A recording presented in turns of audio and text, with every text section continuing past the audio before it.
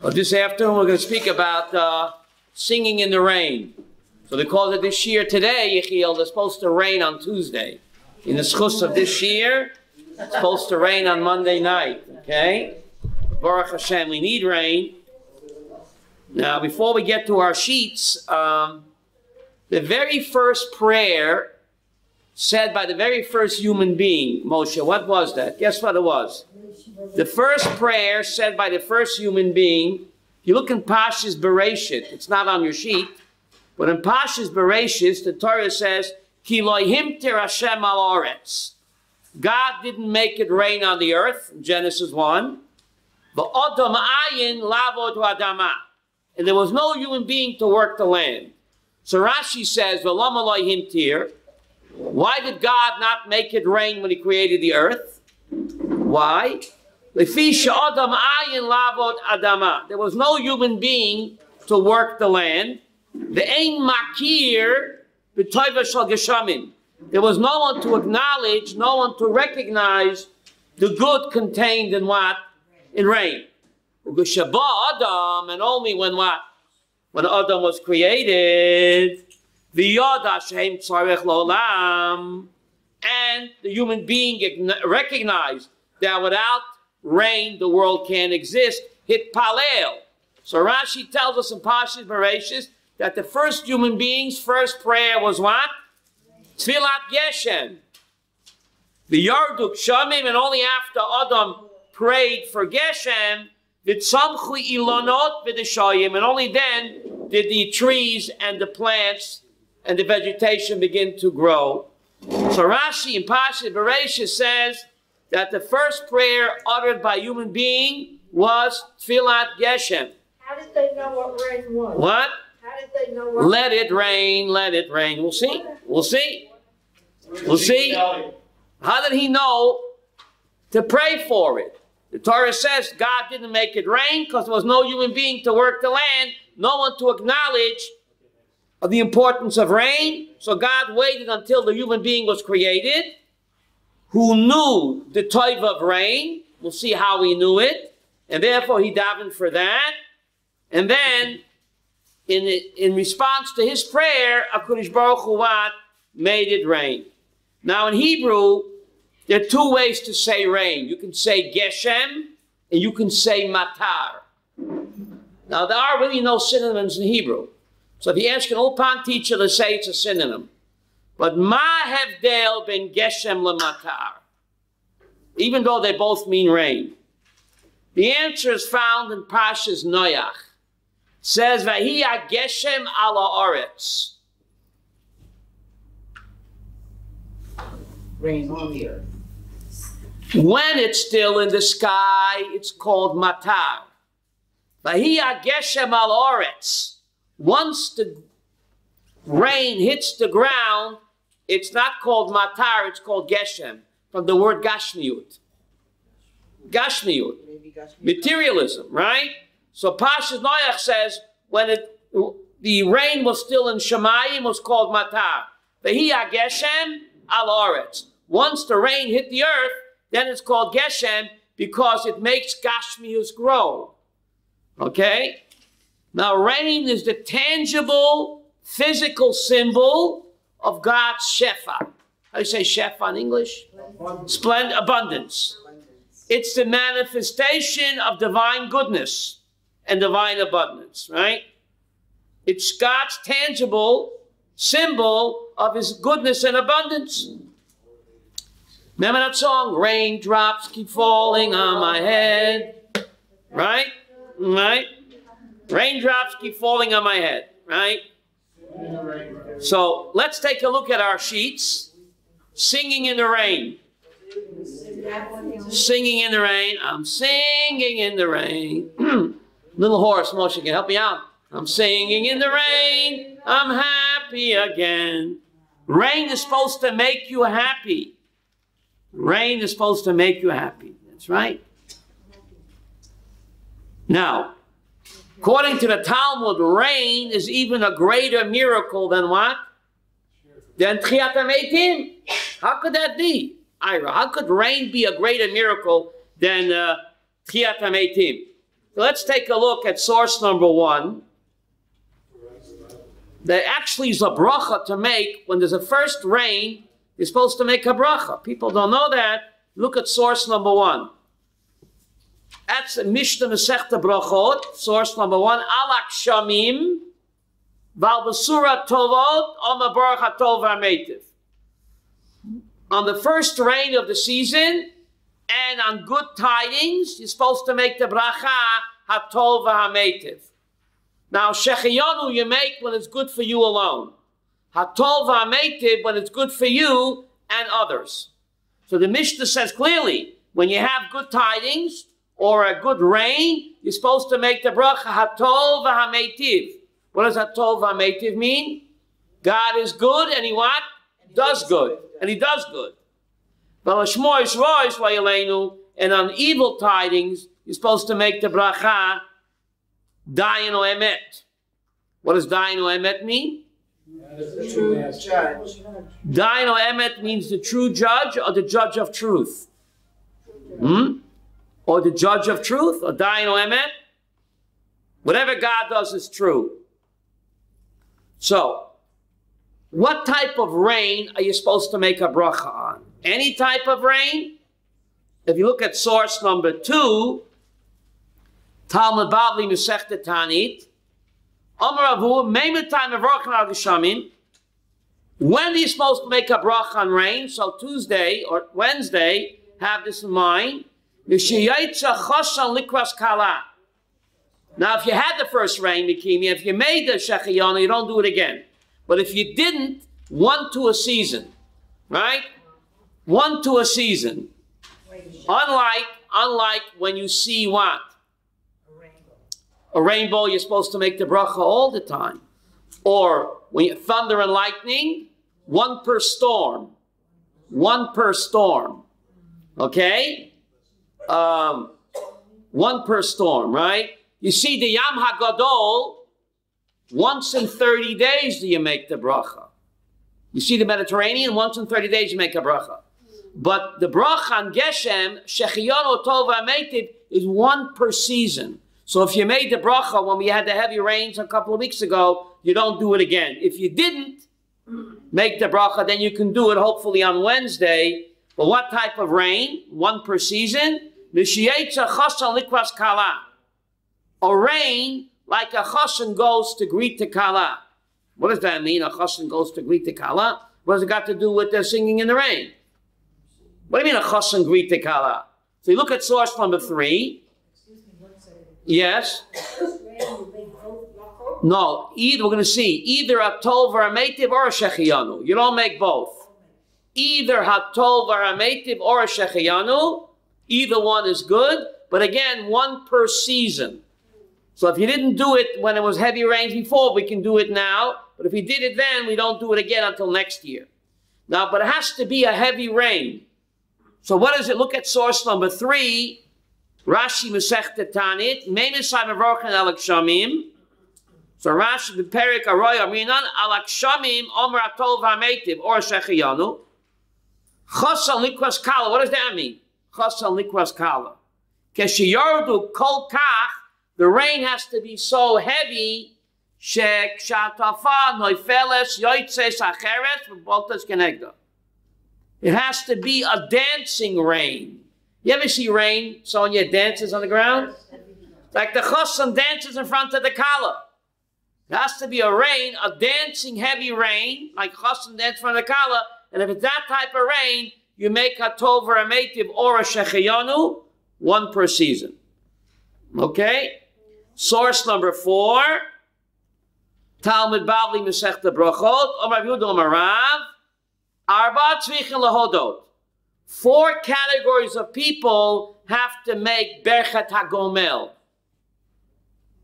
Yardei Hayam, someone who crosses an ocean. Holchei Midborio, someone who crosses a desert. Misha Yecholet, Minisrapeh, someone that was critically ill and he got cured. Umisha Yechavush Beis Asurim is someone that was in a dungeon like Gilad Shalit and he came out. The Yatza, so those people in the days of the temple, they would bring what? Korban Todah, Todah Rabbah, right? But today, instead of bringing a Korban Todah, we make what? Berchet HaGomel. Berchet HaGomel, and that is thanking Kodesh Baruch Hu for saving us from what? A dangerous situation. So that's Berchet HaGomel, 4 categories of people across the ocean, across the Midbar, someone that's critically ill, and someone that escaped from a dungeon, and also someone that was in a car accident, and he survived, or a terrorist attack, and he survived. He has to make a Birchat HaGomel. Okay? Now, rain is so important that the Gemara in Tainus tells us, you don't have it on your sheets, but the Gemara in Tainus tells us, Gimel maftechot loinimsa l'shliach. God chooses to run the world through shlichim. What are the shlichim called? Malachim. Malachim. They're called Chabadnik, no, the Malachim. Right? God chooses to run the world through Malachim. Malachim literally means what, Shirley? Messengers. It means messengers. So the question is why? A human king needs helpers. A human king needs helpers, right? Kodesh Baruch Hu, the Melech Malchei Amlachim, doesn't need any helpers. So why does he choose to run the world through what? Malachim. Madua. He doesn't need any help. So the Rambam Mori Nevuchim says, I'll put it in my language, you ever go to Buckingham Palace and you see the changing of the guard? When you see a lot of guards around the palace, it enhances the glory of the king. So the Rambam explains that God created Malachim to wow us. How do you say that? To impress us. Right? To wow us, to impress us. God wants to impress us. So created all of these Malachim, these messengers, to give us what? Maybe a sense of awe and dignity for the king. Because that's human nature. The more honor guards surrounding the palace, the greater is your glory and honor of the king. And therefore God chooses to run the world through Malachim messengers. Right? To impress us that we should have more awe and dignity for him. But there are 3 keys that God never hands off to what? A messenger. Mafteach shel chaya, the key to childbirth. Mafteach shel geshem, the key to rain. Umafteach metchiat hametim, and the key to resurrection of the dead. Those 3 keys God does not hand off to a messenger. He does it himself. So Tosfos asked the question in Tainus page 2. We see otherwise. We see that the key of the revival of the dead was handed off to whom? Eliyahu Hanavi, Elisha, Yecheskel, the valley of the dry bones. So we see that God does hand off the key to revival of the dead to a messenger. How could the Talmud say he doesn't hand it off to a messenger? Isn't Elisha, Eliyahu, and Yecheskel God's messengers? Yeah. And they resurrected the dead. They borrowed the key. Oh, so Chava gave the answer. Chava gave the answer. They borrowed the key, but then they had to give it back right away. That's what Tosfos says. Make my day, Chava. Tosfos says that it was on loan, but as soon as they did it, they had to give it back to the big boss. Okay? What? The key to Parnasa, that's rain. That's rain. Remember we said Geshem, Gashmiut? The key to, very good question. The Mafteach Shel Geshem represents Gashmiut. That's why it's called Geshem. The key to Geshem, the key to Parnasa, God doesn't hand off to a messenger. He does it himself. Rabbi, That represents Parnasa, Gashmiut, yes? what if technology makes rain unnecessary? What do you mean? Desalinization? It's not like rain. No. Let it rain. It's not as good as rain. No, Just ask Bati Medai. it's not as good as rain. It was the broad line. What? If you look at source number 6, I want to get to the punchline here. Source number 6. Talmud Bavli Masechta Tanit, Amravu, Godol yoim hakshamim mitchiat hametim. See source number 6? When it rains in Israel, it's a greater miracle than what? Than the resurrection of the dead. How could that be? Huh? Say what? Godol yoim hakshamim, source number 6, mitchiat hametim. Rain is a greater miracle than what? Than tchiat hametim. Why? Ilu tchiat hametim letzadikim.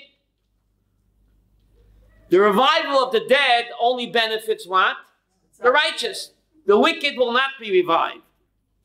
Ilu kshamim, but rain, bein tzadikim, bein rishoyim. Rain benefits not just the tzadikim, but also what?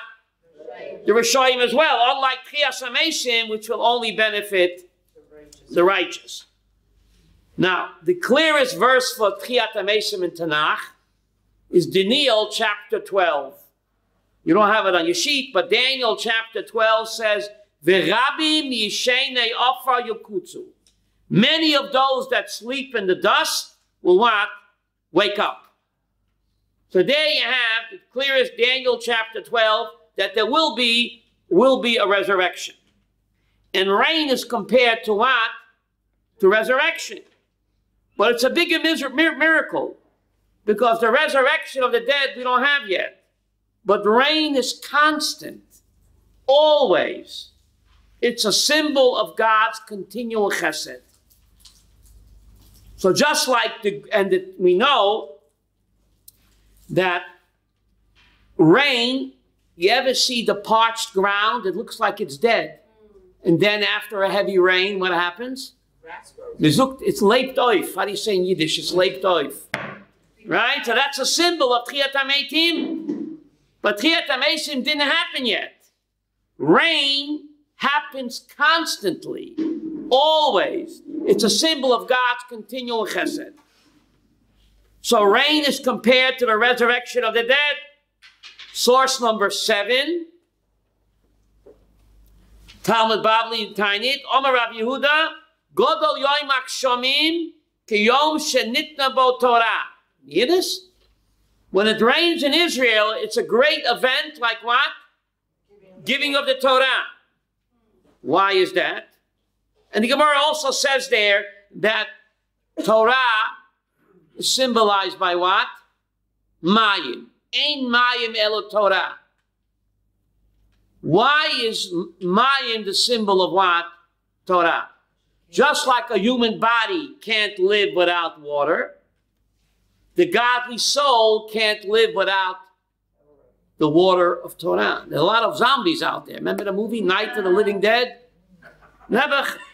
So just like the body can't live without Mayim, the godly soul can't live without the life-giving waters of Torah. So people walking around there, they're like living zombies if they don't have any Torah. Right? And the Gemara goes on to praise rain. Not finished yet. Source number 8. Sechta Tanit, Dav Zayin, Omer Rav Chama bar Chanina, Godol yoim hakshamim. Listen to this. Kiyom shenivru bo shemayim va'aretz. You hear this? When it rains, it's as great as miracles when God created heaven and earth. Isn't that amazing? Source number 9. Omer Rav Yochanan, Godol yoim hakshamim kiyom kibitz goliot. When it rains, it's a greater miracle as when God will gather in what? From Babylon, Long Island. Huh? It's a great event when it rains. But we take it for granted. We take it for granted. We think it's what? It's natural. So if you look at source number 11, the Ramban tells us in source number 11, what's a greater miracle? Rain or splitting of the Red Sea? You'd ask me, I'd say what? Splitting of the Red Sea. But the Ramban will tell us that rain is a bigger miracle. I'm singing in the rain. Huh? Right, Yechiel? I would say splitting of the Red Sea is a bit of a miracle. But no. Why? Look at source number 11. The Ramban. Min anisim hagedolim. From Forsamim. The open, revealed miracles, like splitting of the Red Sea, Adam Modeh, a person admits the Nisim HaNistarim, the hidden miracles. Shehem Yesod HaTorah Kula. The basis of the Torah is to acknowledge the hidden miracles. But we would say Hateva. How do you say nature in Hebrew? Hateva, which is Gematria Elohim. Isn't that incredible? Hateva in Hebrew is the numerical value of Elohim. What we call nature is really HaKadosh Baruch Hu behind the scenes. Nisim Nistarim. She'ein la'adam chelik b'Torah's Moshe Rabbeinu. I'm reading source number 11.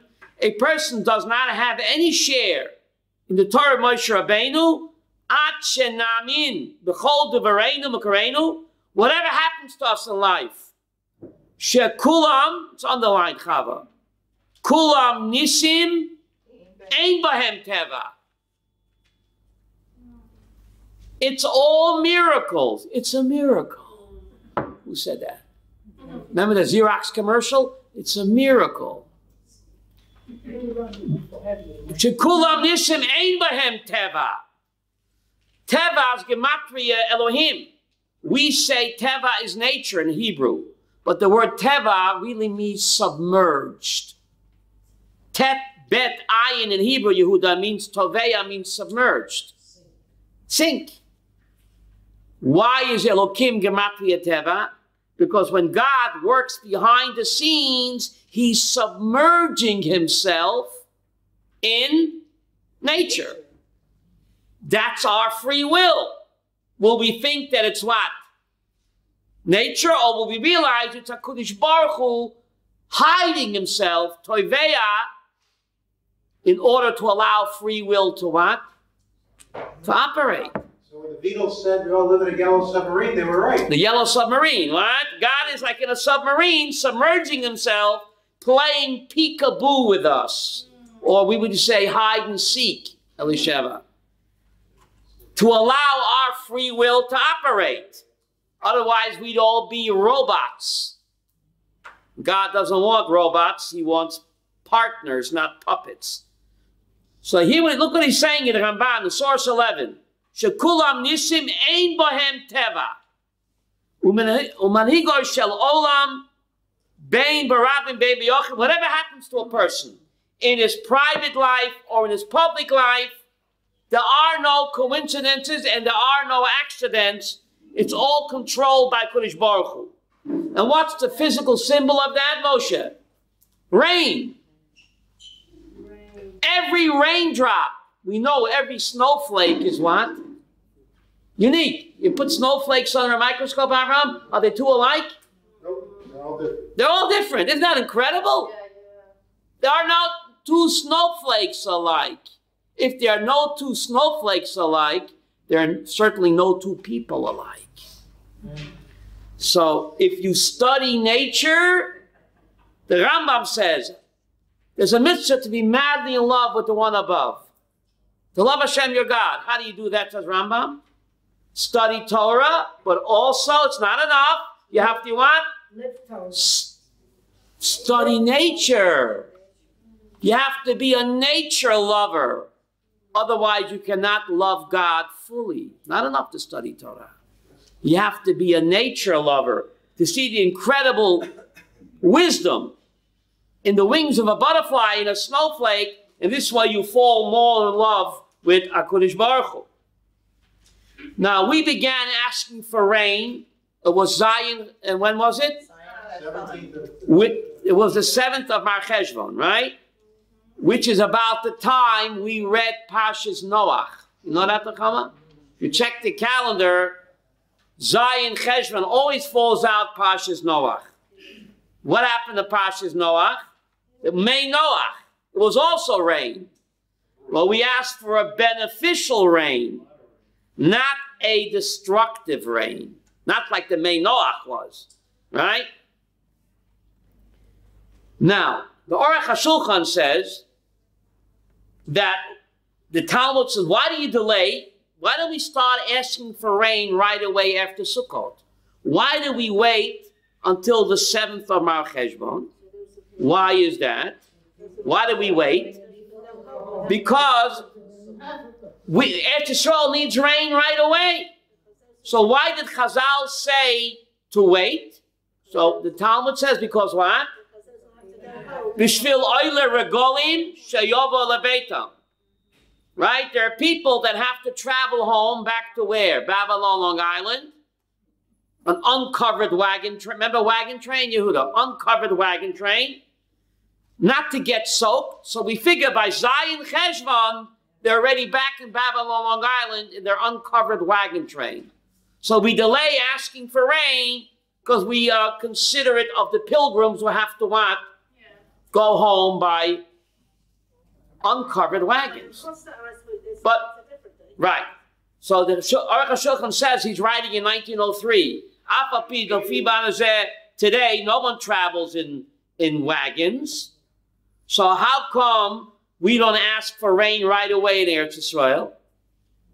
The reason doesn't apply. No one in Chanov goes in wagons.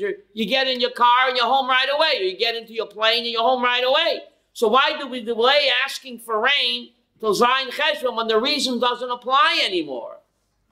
He says, Loi nishtana hatakana. Once the Chazal make a takana, we what? We abide by Yitachama, even though the reason is not there anymore. No one has covered wagons or uncovered wagons.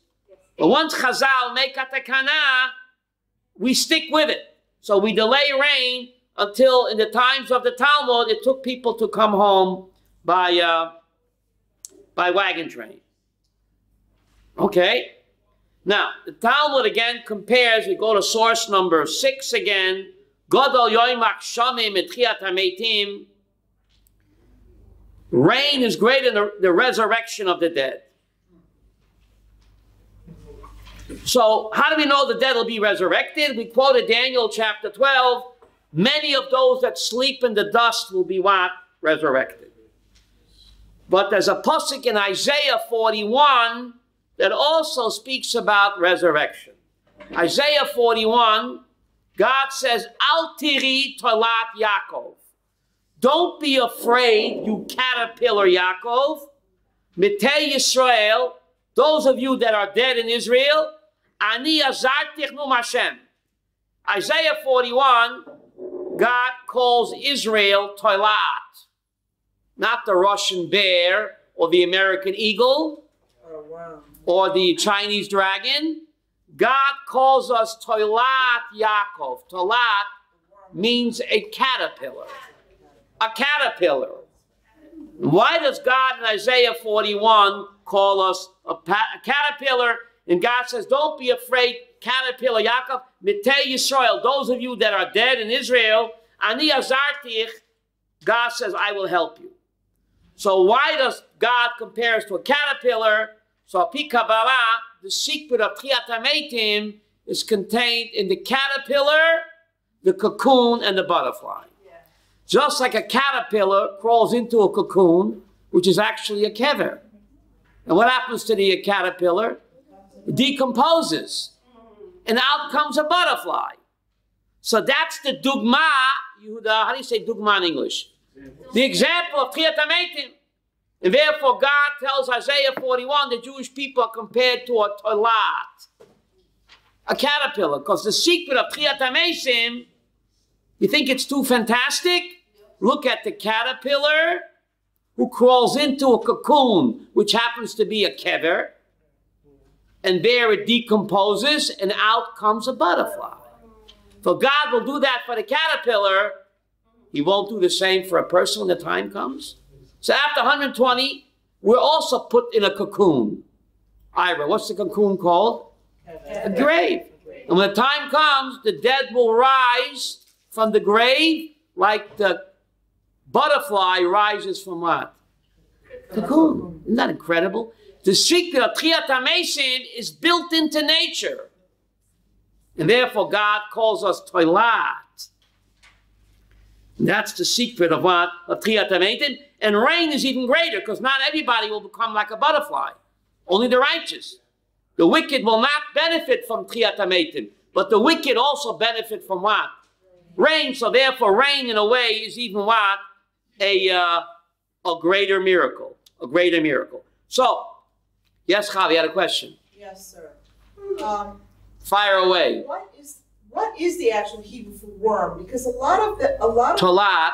Talat means caterpillar. But What? What does worm mean though? Because Yeah. too many of the Bibles we read or the Torah, Right. But they also translate Tolat as worm. right. That's why So that's what's good thing you came today. Talas is a caterpillar. Yes, I know. Right. That's what you're telling me. But and you told us that the last time too. But I want to know the difference between worm. You got to go to the Jastro. There's another word I don't remember now. Another word for the different type of worm. That's right. Well, how did the Talmud use that? I don't remember what the word it used. But there is a different word for worm. Talat is a caterpillar. Yes? The life of a caterpillar of a butterfly is only like 3 or 4 days. The life of a butterfly? Okay. So 3 or 4 days in butterfly life is like 100 years to our life, right? Right? So anyway, the bracha, many people are not aware that you're supposed to make a bracha. And the Ramah Shulchan Aruch says, you don't have it on your sheet, but the Ramah Shulchan Aruch says, how come Bizman Hazeh we don't make Berchat Kshamim? The Ramah Shulchan Aruch, writing in Krakow in 1560, says, how come we don't follow the Talmud? We don't make any brachas on rain? So the Ramah says, the Medinos Elu Tedirim Kshamim, in our European countries, we have plenty of rain. In Poland in 1560, there was plenty of rain. And therefore, we're not really happy when it rains because in Europe, in the 1500s, when he was writing this to Ramah, it was a lot of rain. So therefore, if you're not happy, you shouldn't make the bracha. You hear it? This is the Ramah. Comes along the Mishnah Brura. The Mishnah Brura in Siman Reish Chof Aleph says, the Be'eretz Yisrael, the Mishnah Brura is writing when? 1900? He died in 33. So I wrote them from 1900. The Be'eretz Yisrael Shemotzu Sham Yovesh Godol. In Eretz Yisrael, there's a lot. How to say Yovesh Godol? A great drought. How did Mishnah Brura know that's in 1900? He didn't have any YouTube. There's great dryness in Eretz Yisrael. Ukashabah eitak shamim, like it was a navi. And when it rains in Eretz Yisrael, says Mishnah Brura, v'geshem yored bizmanoi, kol echot sameach bo. In Eretz Yisrael, when you see a heavy rain, it should make you happy. Tzorech levorech bepam rishon kesheyored. The Mishnah Brura in Siman Reish Chof Aleph says in Eretz Yisrael, even though in Poland and in Europe, when it rains, you don't make a bracha because you're not happy. You couldn't care less. There's always rain. It says in Eretz Yisrael, when it rains, kol echot sameach bo, everyone should be what? Joy to the world. Sorech levorech. What does that mean, Rivka? Bepam rishon kesheyored. The first time there's a heavy rain, if you missed it last week or 2 weeks ago, you still have your chance, hopefully on Wednesday. The first time the season it rains, heavy in Eretz Yisrael, you should make either a Shecheyanu or Hatov HaMeitiv. People don't know that.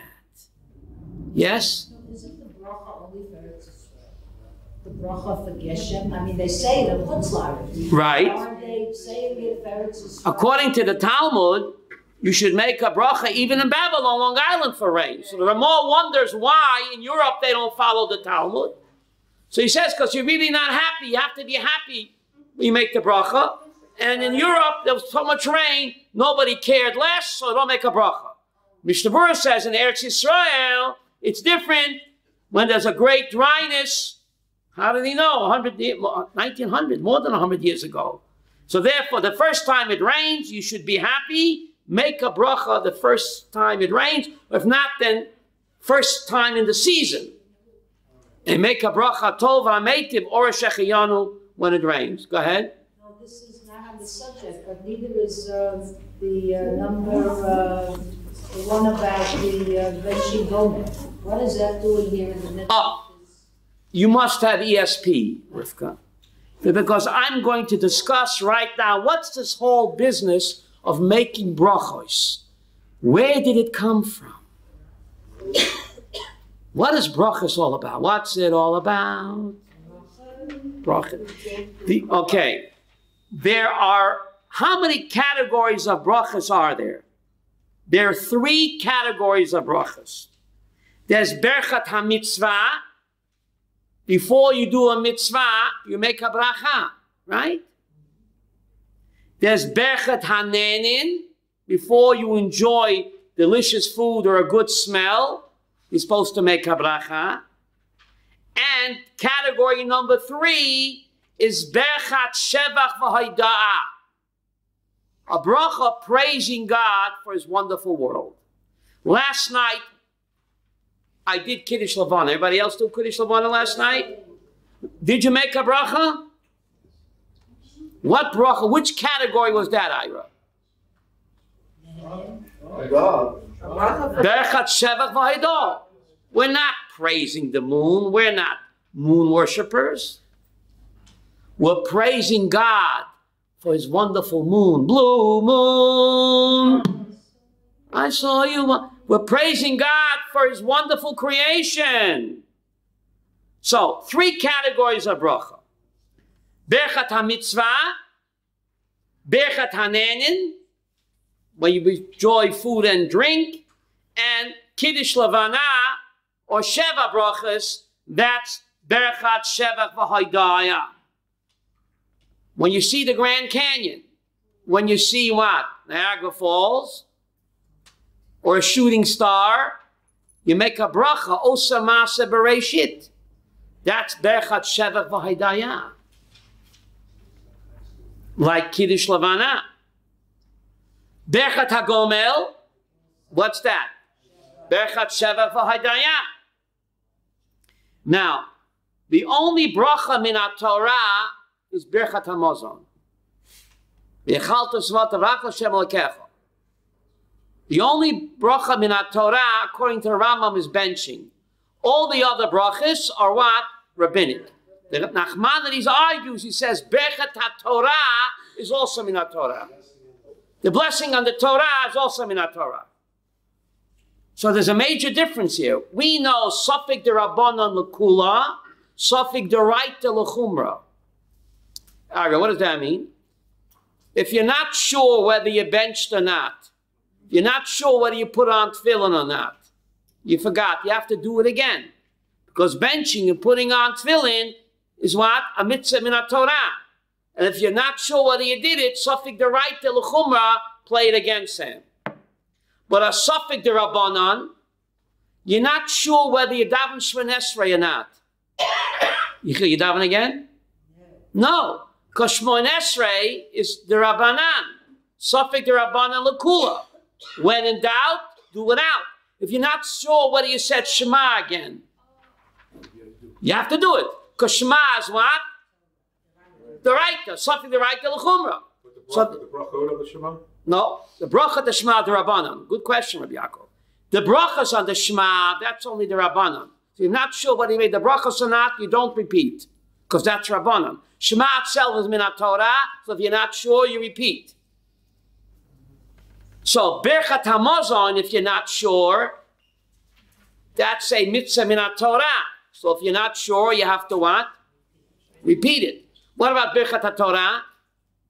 According to the Rambam, berchat ha-Torah is only the Rabbanan. So if you're not sure, don't repeat. According to the Ramban, berchat ha-Torah is what? Min ha-Torah. So if you're not sure, you should repeat. Because this is a cloud. Safek d'Oraita l'Chumra, Safek d'Rabbanan l'Kula. Yes? What? You forgot to say, you don't know what he said, but say. Just would say. No benched. You don't know if you said but say. That's a good question. If you forgot to say Ritzei on Shabbat, you have to bench again. Why is that? Because if you didn't say Ritzei on Shabbat, it's like you didn't bench at all. It's like you didn't bench at all. So, Sofik Deraita L'chumra, benching is min Torah. You didn't say Ritzei, or you're not sure. It's like you didn't bench at all, and therefore you have to bench all over again. Okay? Yeah, go ahead. So, if the Shmona Esrei is The Rabbanan. and you forget to say Yalav Yovo, Why do you have to repeat? See, I knew you were going to ask me that. you did. And how about I knew you have ESP. I knew you were going to ask me that. What? Let's say you daven to Shmona Esrei. You didn't say Yalav Yovo. Why do you have to repeat? We just said what, Yechiel? That Shmona Esrei is what? The Rabbanan. And Sofik Rabbanan L'Kulah. But if you didn't say Yalav Yovo, it's like you didn't daven at all. Not like you're not sure. If you're not sure whether you said Shmona Esrei or not, you don't repeat, because it's the Rabbanan. But if you daven Shmona Esrei and you know for sure, see, if you don't know for sure whether it's Yalav Yovo or not, you don't repeat. But if you daven Shmona Esrei and you for sure didn't say Yalav Yovo, the rabbis say like you didn't daven from the get-go. Like you didn't say anything. So you have to say it again. I told you the Rabbanan, but it's not a suffix here. If you didn't say Yalav Yovo Masha, the rabbis say you didn't say any of the 19 brachas. You didn't. You didn't. No suffix. If you went past Yalav Yovo, right, and you think of it while you're still davening, you could still say it then. Go back. You can, before you say the Sim Shalom, the last bracha, you can still go back. But if you said the Shmona Esrei without Yalav Yovo, if you know for sure, then you have to do again. I say Rabbanan, it's a Rabbanan, but the rabbis say you didn't daven at all. You didn't daven at all. Virtual reality. Okay? So I raised a beautiful point. So let's say you forget Yalav Yovo. 1 second, forget Yalav Yovo. So you have to start again. There's another option. If you stand next to the Shliach Tzibur and you hear all of his 19 brachas, word by word, it's like you davened yourself. Shemea ka'oneh. What does that mean? Shemea ka'oneh. Listening is like saying yourself. So if you forget Yalav Yovo and you don't want to repeat the Shemona Esrei, you have an option of standing next to the Shliach Tzibur and have to hear word by word every one of his words, and then, not just the Yalav Yovo, you have to hear all the 19 brachas. And then, it's like what? You say yourself. How about a woman? He's motzing you. That's Shliach Tzibur, exactly. Shliach, what does Shliach mean? He is the public agent. So he has in mind, but you have to have in mind to be Yotzeh. He has in mind, that's his job, like a guy making kiddush for 100 people. He has in mind, but you have to listen to every word. The same thing here, you have to listen to every word, and then it's like you said it again yourself. So then how does a woman do it when she's saying Shmona Esrei? If she forgets? She can't stand next to the Shliach. Shliach Tzibur. If Shliach Tzibur has a loud voice, and you hang your ear over the balcony. Otherwise, you have to say it again. Yes? You don't have to do it. Do you? It depends when. Very good. Let's talk. 1 minute. Let's talk. Let's talk. Let's go slow. If you forget Yalav Yovo on Yom Tiv, you have to repeat. Benching. Why? Because on Yom Tiv there's a chiyuv to have bread. There's a mitzvah for a man and a woman to eat bread on Yom Tiv and on Shabbos. So therefore on Yom Tiv and Shabbos, if you get to say Yalav Yovo, Chazal say you didn't bench at all, even though you did. So you have to repeat. Rosh Chodesh, no. Why not? Beautiful. You guys are ahead of me. On Rosh Chodesh, it's a mitzvah to have bread, but not a chiyuv.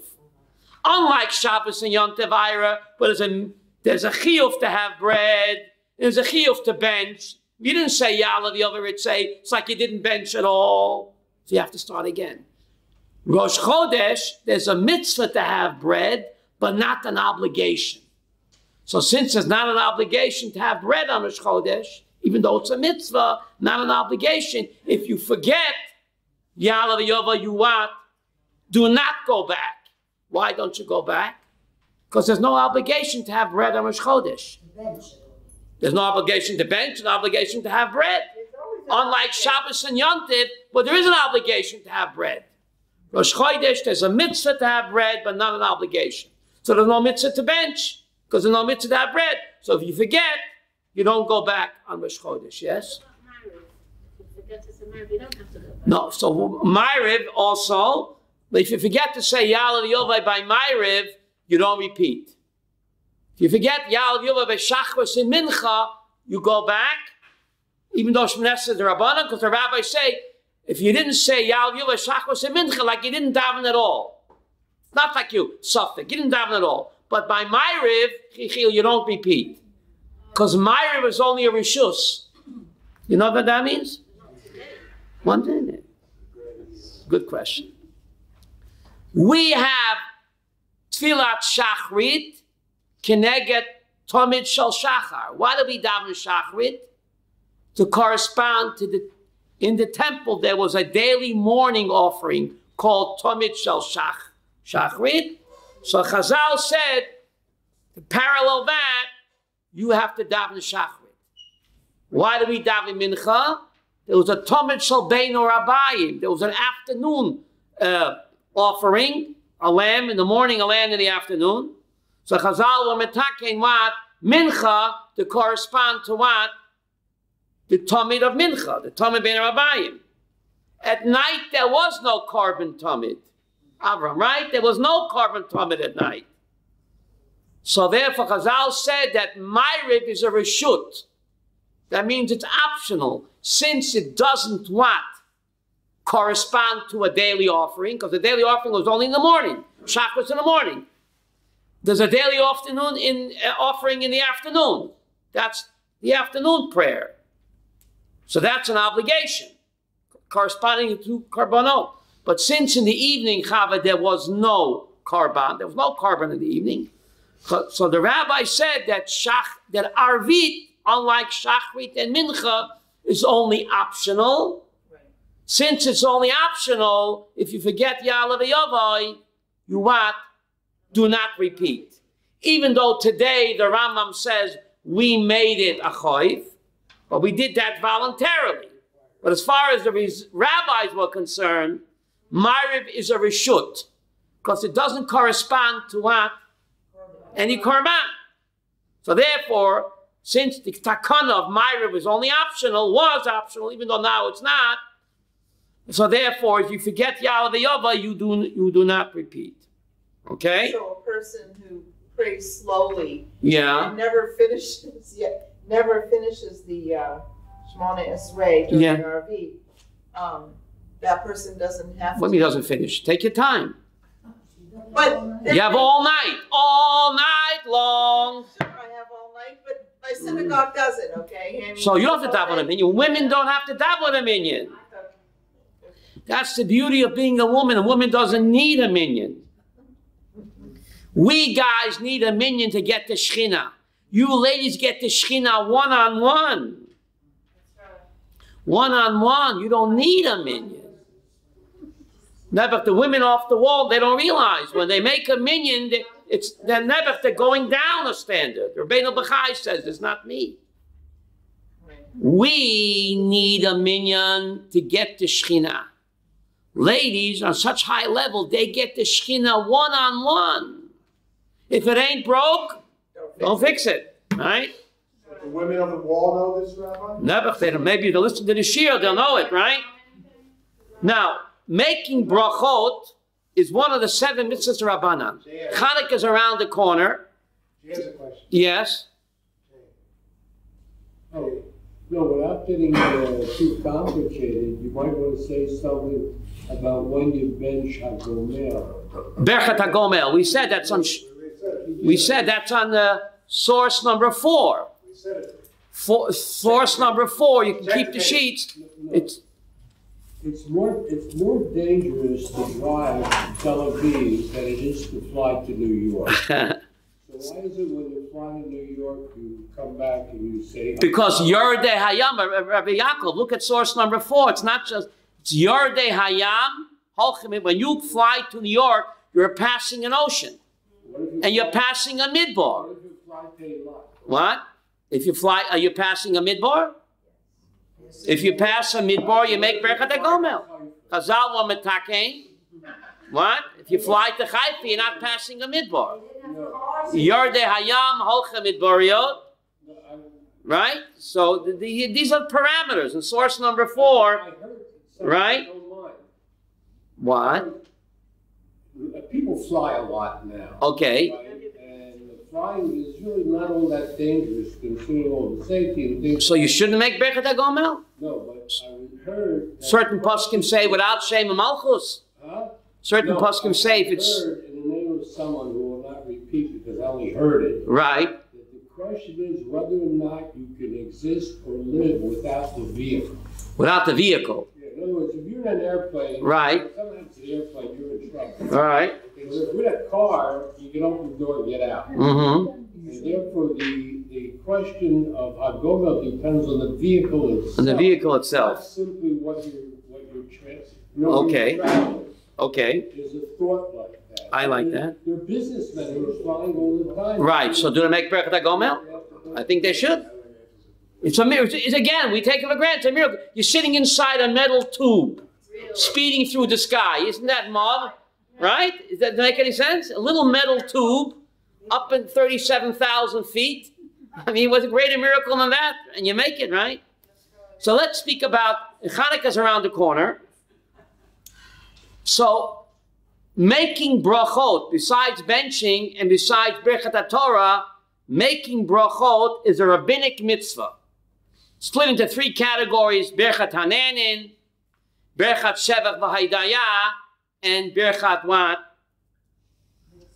HaMitzvah. So how come when you give tzedakah, you don't make a bracha? When you honor your parents or you visit a sick person, it's a great mitzvah. Why didn't you make a bracha? Why were Chazal only metakein a bracha on a mitzvah between what? Man and God. Giving tzedakah, visiting the sick, right? Honoring your parents. It's great mitzvahs. How come Chazal were not metakein a berchat mitzvah before you visit the sick, before you honor your parents, before you give tzedakah? Madua. Why? What? Expected. So what? The person may not want it. So the answer is that the bracha has to be right before you do the mitzvah. If you do it too late, too early, it's a bracha levatala. So Chazal said, it's totally, like you said, Rabbi Yaakov, it's totally bedat acherim. It happened to me in Gula. I gave a guy a half a shekel. He threw it back in my face. Threw it back in my face. So if I would have made a bracha, Mikim, you'd be a bracha levatala. Making a blessing in vain is taking God's name in vain. So therefore, Chazal were not metakein a bracha ben odom lechaveiro. You visit the sick person, he might not want to see you, right? So since you have to, Getting extra while you're there. right? So, and the brach has to be a second before you do the mitzvah. So therefore, making a blessing in vain is taking God's name in vain, one of the 10 Commandments. So therefore, the rabbis will not metakein a bracha ben odom lechaveiro because you have to interact with the other person. And the other person might refuse the favor, and you're left holding the bag, taking Hashem's name in vain. Honoring your parents is in the Torah. That's right. They tell you to do something, and then they say, forget about it, I don't want it. Who, your parents? Yeah, your father says, get me a glass of water. You come, he says, I'm not thirsty, get lost. So you made the bracha, it's a bracha levatala. You want to give tzedakah, happened to me, threw it back in my face. So therefore, you don't make a bracha because it might be a bracha in vain. A person can put on tefillin 100 years in his life and he never made a bracha. Still gets the mitzvah of tefillin? Yes. Of course. Right? Because the bracha doesn't interfere with the mitzvah. It's 2 separate things. The mitzvah and the Torah. A lady goes to the mikveh, she makes a bracha. Let's say she goes to the mikvah without making a bracha, she'll get the mitzvah of going to the mikvah. She just, a guy blows shofar and he doesn't make a bracha. Still gets the mitzvah of blowing shofar. He just loses the rabbinic mitzvah of what? Of bracha. So therefore, ben adam lechaveroi, the rabbis said, forget about a bracha. It might involve a bracha levatala, which is taking God's name in vain. You still do the mitzvah, but this way, there's not a chance that you might what? Take Hashem's name in vain. Making a bracha levatala is taking Hashem's name in vain. You're not sure whether you made a bracha on an apple or an orange. You're not sure whether you daven Shemona Esrei. You don't repeat, because it might God's name in vain. But a bracha min Torah, like benching, if you're not sure, that's a suffix deraita l'chumra. There are 7 rabbinic mitzvah. Let me tell you, Chanukah is around the corner. So I got to give you this word on Chanukah. There's 7 rabbinic mitzvot. One of them is to make brachas. Right? The second is adlokas haner, to light the candles when? Friday night. The third is netilas yadayim, to wash your hands before you eat bread. The fourth is Hallel. The fifth is to make an Eruv on Shabbos, to carry, you know that, rabbinic mitzvah. The sixth is Purim.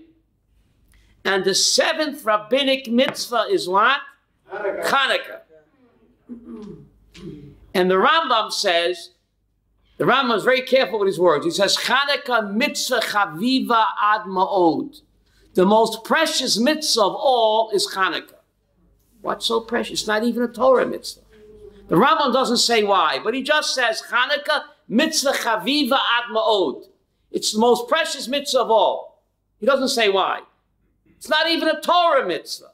Why is it the most precious mitzvah of all? I'll tell you what I think. How many letters are there in the 10 Commandments? 613. 620. You can count if you don't believe me. There are 620 letters in the 10 Commandments. 620 is Gematria Keter. Kaf, Tov, Reish. What does Keter mean? The crown of Torah. Why does the 10 Commandments have 620 letters? Each letter corresponds to Taryag plus 7 rabbinic mitzvot. Even the rabbinic mitzvahs has a letter in the 10 Commandments. Amazing. Baal Turim counter without a computer. There's 613 Torah mitzvahs. There's 7 rabbinic mitzvahs. The 10 Commandments sum up the entire Torah, not just the Taryag, but also what? 7 rabbinic. So 620 letters connected to 620 mitzvahs. What's the last of their mitzvot? Chanukah. Chronologically, Elisheva, the last of the mitzvahs was Chanukah in the historical order. That completes the Keter. We know Achron Chaviv. Why does a Viennese table come at the end of the meal? They wheel out the table, everybody attacks it like they haven't eaten in 4 days. They just ate a 7-course meal, Rabbi Yaakov. They wheel out the Viennese table. They stampede to the Viennese table. Because they're Jews. Achron Chaviv. Saving the best for last. So my humble opinion, Rabbi Yaakov, that's why the Rambam says, Chanukah mitzvah chaviv ad ma'od, because Chanukah is the last of the 620. Chronologically, the Sanhedrin of the Maccabees, that was the last of the 620. That completes the Keter. Achron chaviv, and therefore, in my humble opinion, that's why the Rambam says Chanukah is what? The most precious of all mitzvahs, even though it's not Minat Torah, yes? Are the Sheish mitzvahs to media as part of the Tarek mitzvahs? Of course they are. The Sheish mitzvahs to me, the remembering, they're part of the Taryag. They're in there. I said that. Brachas is number 1. Hadlakas Haner Shabbos is 2. Netilas Yadayim is 3. Hallel is 4. Erev is 5. Purim is 6. And Chanukah is number 7. It completes the Keter. And therefore it's Achron Chaviv. Saving the best for last. Thank you very much. You have a Shia Thursday, 2 o'clock. Thursday, 2 o'clock. Current events in the Haftorah.